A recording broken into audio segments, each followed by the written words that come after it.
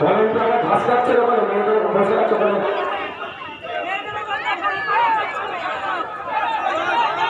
আজকে আপনারা উপস্থিত হয়েছেন অশোকনগর বিধানসভায় নির্বাচনী জনসভা বামেদের সমর্থনে আইএসএফ মনোনীত প্রার্থী আপনাদের বাড়ির ছেলে, আপনাদের ঘরের ছেলে, সুখে দুঃখে যাকে ডাকলে আপনারা পান, তাপস ব্যানার্জি মহাশয়ের সমর্থনে।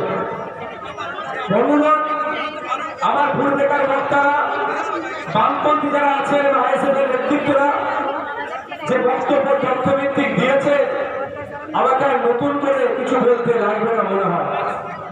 তারপরেও আমি গুটিকায় কথা বলব। প্রথম কথা হচ্ছে, আগামী 5 বছর এই অশোকনগরের মানুষের সুখে দুঃখে চাওয়া পাওয়া অভাব অভিযোগ কে শুনবে এবং আইনসভা সহ কনসার্ন ডিপার্টমেন্টে যে পৌঁছাবেন তাকে আপনাদেরকে নির্বাচন করে বিধানসভায় পাঠাতে হবে। বিগত দিনে যিনি ছিলেন, ব্যক্তিগত আক্রমণ করতে আমি একদম পছন্দ করি না।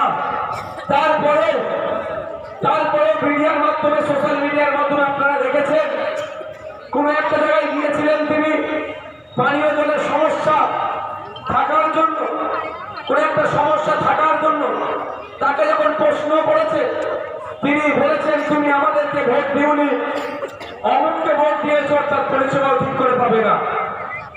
এটা একজন নির্বাচিত জনপ্রতিনিধির ভাষা হতে পারে না।